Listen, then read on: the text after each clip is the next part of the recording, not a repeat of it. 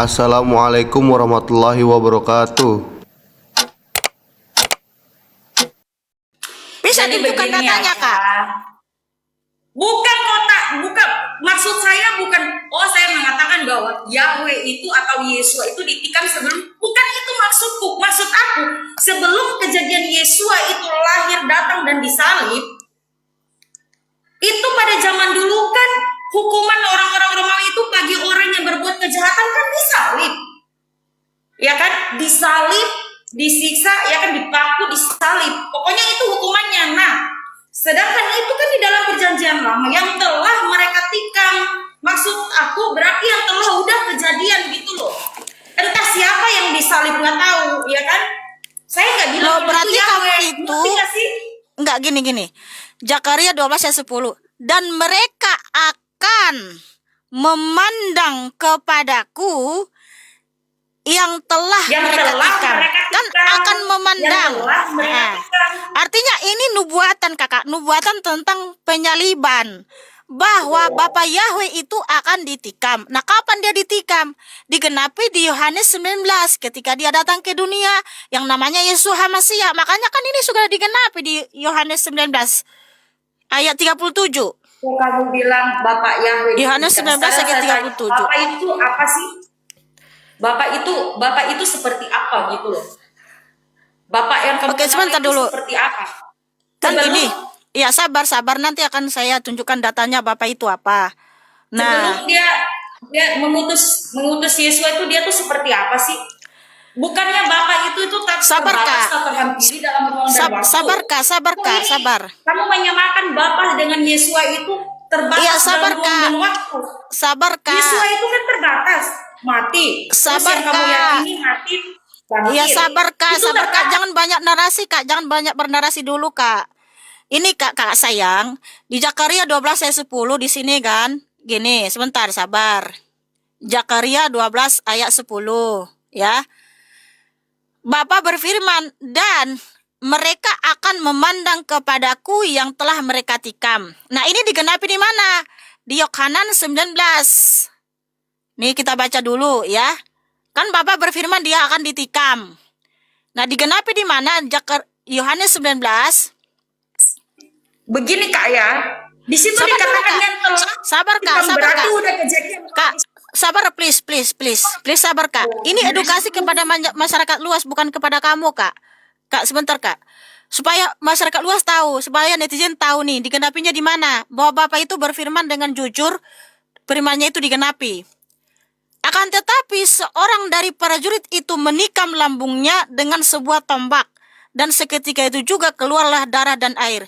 Dan orang yang melihatnya telah bersaksi dan kesaksiannya itu benar. Dan dia sudah mengetahui bahwa dia mengatakan yang benar supaya kamu dapat percaya. Sebab hal-hal itu telah terjadi supaya kitab suci dapat digenapi. Tidak satu pun tulangnya akan dipatahkan. Dan lagi bagian lain kitab suci berkata mereka akan memandang kepada dia yang telah mereka tikam. Nah, digenapi Kak, Zakaria 12 ayat 10 itu digenapi di Yohanes 19 ayat 34 sampai 37 ketika dia datang ke dunia dalam nama Yesus HaMasiah yang ditikam di atas kayu salib. Gitu Kakak sayang. Kipas angin panas aku, pakai kipas angin dulu aku, panas aku ya. Sorry ya teman-teman, agak gelap di sini ya. Tinggal hidupi aja panas lampunya, emang di Kak. sini. Nah, di timur itu panas. Nah, jadi kami Kana, saya mau tanya dulu nih sama kami Kana. Yahweh itu siapa sih? Udahlah kita lupakan aja yang itu. Yang penting yang kalau di situ dikatakan begini, kalau di situ dikatakan yang dan mereka akan memandang kepada aku yang akan mereka tikam. Berarti itu nubuatan dan akan terjadi. Tetap di situ dikatakan bahwa yang telah mereka tikam. Makanya aku bilang sebelum kejadian Yesua itu disalib, pada zaman dulu orang-orang yang bersalah, orang-orang yang berbuat kesalahan, mencuri atau membunuh, itu mereka hukum secara disalib. Ya, karena di situ dikatakan telah, berarti sudah kejadian, itu maksud aku. Tapi udahlah, yang telah mereka tikam. Tapi sebentar dulu Kak, kalau udah tapi jangan apa, dibahas lagi. Karena gini sebentar Kak, mohon maaf, supaya tidak salah paham. Ya, sebentar, supaya tidak salah paham. Karena gini, kalau Bapak itu berfirman, pasti digenapi. pasti terjadi. Zakaria 12, di zaman Nabi Zakaria, Bapa berfirman kepada Nabi Zakaria bahwa dia akan ditikam. Nah, digenapi di mana? Iya, Di nggak apa-apa Yohanes itu udah. 19 ayat 34 sampai 37. Ketika dia datang ke dunia dalam Nggak apa-apa, rupa nggak seperti apa-apa. kita. Ya sabar dulu Kak, sabar Kak. Karena ini edukasi kepada netizen supaya tahu mereka ternyata apa yang difirmankan Bapak itu digenapi. Sebab kalau dia berfirman pasti terjadi. Yaitu di Yohanes 19 ayat 34 sampai 37, dia ditikam. Ketika dia datang dalam rupa seperti kita manusia yang namanya Yesus HaMasiah. Jadi apa yang dinubuatkan oleh Bapa digenapi di Yohanes 19. Dia ditikam saat datang ke dunia di dalam nama Yesus HaMasiah. Begitu kakak sayang. Oke, silakan. Kamu mau bertanya Yahweh itu apa kan gitu? Iya. Oke, luar biasa ya. Oke, terima kasih buat teman-teman seimanku yang muslimah di bawah yang udah support ya, udah mendukung ya, udah tap-tap layar, udah bagi-bagi koin juga. Tapi saya kesini bukan cari koin ya, saya hanya berdiskusi aja sama kami Kana. Nggak apa-apa kalau kalian berbagi ya, terima kasih ya. Terima kasih banyak. Semoga kalian sehat selalu, dimudahkan rezekinya ya, bersama keluarga ya, keluarga kalian. Oke, kita lanjut kami karena saya mau tanya ini tentang Yahweh. Siapa Yahweh ini?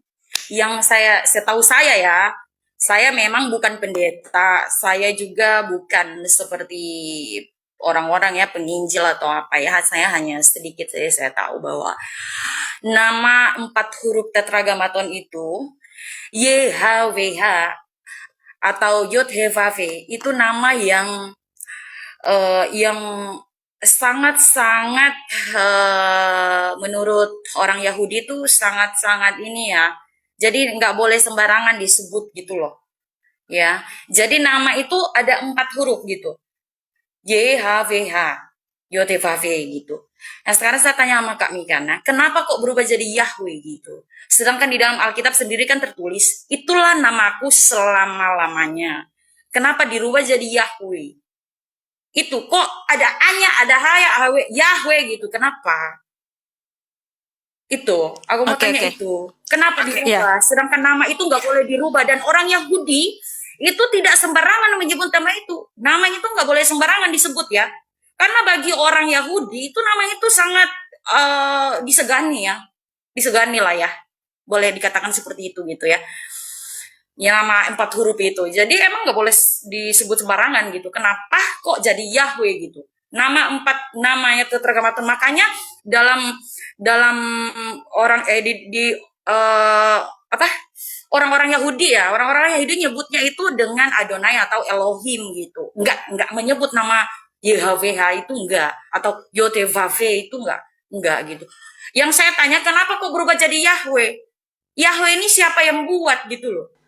Udah. Kok dipanjang-panjang sedangkan di dalam Alkitab sendiri sudah tercatat bahwa itulah namaku selama-lamanya gitu loh. Berarti nggak boleh dirubah gitu, nggak boleh dirubah-rubah gitu loh. Itu aja sih. Terima kasih. Oke ya, terima kasih pertanyaannya. Di sini kita tidak merubah karena YHWH itu dibaca Yahweh. Jadi kalau baca YHWH itu mengeja huruf per huruf. Sama seperti nama Yesua. Kalau kita baca Iya, karena nama kan nggak boleh Yod-Sin disebut Waw sembarangan, Ain. makanya. Ya, kan lanjut. Betul. Justru karena namanya tidak boleh disebut sembarangan, maka sebenarnya tidak boleh mengeja. Yaitu dipanggil Ya iya, YHWH. sebenarnya Tapi nggak dipanggil boleh secara mengeja loh. lengkap, Kayak dibaca Yahweh namanya. itu kan mengeja itu. Duh, Tuhan. Yahweh itu kan mengeja itu sebenarnya. Kamu paham gak sih? Kalau mengeja nama kan nggak artinya sembarangan. Contoh namamu kan si Fei. Lalu saya panggil namamu, F, H, Y. Itu kan saya mengeja namamu. Sekarang saya tanya sama kakak, kenapa Elohim, nama yang 4 huruf, nama yang disegani tidak boleh disebut sembarangan. Elohim kenapa Anda sebut Yahweh? Nama Elohim kan Yahweh. YHWH itu loh. Yod itu dibaca Yahweh. Lah, kenapa nama 4 huruf tetragrammaton itu YHWH Itu nggak boleh disebut sembarangan. Kenapa Anda sebut Yahweh? Mereka menyebut orang Yahudi nyebutnya Adonai Elohim. Kenapa Anda nyebutnya Yahweh? Justru kalau kita jadi panggil namanya jadi Hasem. Hasem itu artinya apa? Kamu tahu nggak artinya Hasem? Kak, kamu jelasin lah Hasem, Adonai, Elohim. Adonai artinya apa? Adonai. Jelasin aja nggak apa-apa. Ya udah, Yang makanya saya dengar. tanya, kenapa Saya kan jelasin, nama kamu 4 huruf nggak potong. tetragrammaton itu YHWH yang disegani dan tidak boleh disebut, katanya nama yang kudus ya katanya. Oke, Makanya gini. orang Israel itu nyebutnya Elohim, Adonai. Kenapa Anda nyebutnya Yahweh? Gini. Kok jadi Yahweh? Iya makanya dengar. Bisa Silakan. tunjukkan nggak satu aja dalam kitab suci ini Bapak bilang jangan pernah panggil namaku. Ya udah, kenapa kok panggil? Enggak ada nggak firman Bapak, perintah Bapak jangan sebut namaku, nggak boleh kau sebut namaku itu, ada nggak? Jangan menyebut nama Tuhan Allahmu dengan sembarangan. Lah justru itu sembarangan, Udah bukannya sembarangan. Orang Yahudi, bangsa Yahudi, orang Israel nyebutnya Adonai Elohim, kok nyebutnya Yahweh? Sabar kakak cantik, sabar. Oke, Ya, jadi gini. silakan. Kalau kamu mengatakan yaitu Keluaran 20, jangan menyebut nama Tuhan Allahmu dengan sembarangan. Tahu nggak? Di dalam frasa itu bukan hanya sembarangan tapi menghujat.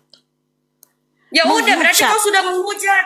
Loh, Di situ kamu tahu mereka nggak bagian mananya? Mereka segan dengan nama 4 huruf tetragrammaton yang YHWH, mereka nyebutnya Adonai dengan Elohim, kau nyebutnya Yahweh. Siapa yang Oke. sembarangan? Kau. Sembarangan berarti.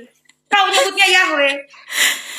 Begini, kamu kan menyebut seperti itu tadi, jangan menyebut nama Tuhan Allahmu dengan sembarangan, hasil terjemahan LAI toh. Ini kita tunjukkan dulu hasil terjemahan LAI. Yaitu di Keluaran 20. Kau hasil terjemahan LAI, sedangkan Allah saja kau tolak di dalam LAI. Kau pakai lagi LAI. Allah kau tolak di dalam LAI. Yesus kau tolak. Yesus Kristus sang iya. juru selamat yang kau bilang kau tolak. Kau samakan Yesus dengan Lah binatang iya, apa ini itu, justru bahasa Ibrani. terjemahan LAI ini yaitu Keluaran 20, Keluaran 20 Kenapa kau ayat pakai 7. LAI, pakai kitabmu lah? Lah, iya justru saya mau tunjukkan kalau terjemahan LAI Kau ini bilang bukan Allah hanya itu nggak sembarangan. dipakai, kau bilang Allah itu nggak dipakai. Ya LAI pakai ampun. Allah kok. Kak, sabar Kak, tenangkan Kitab dirimu, LAI. cooling down, Kau pakai cooling kitab down, lain, cooling kitab down. pula, kitab Yahweh. Kitab Yahweh Iya, kau karena kakak pakai. tadi, iya karena tadi kakak sebut, aduh jadi pelanggaran Aduh, kan, makanya. aku di report udah dibatasi, udah stop, turun. Thank you ya.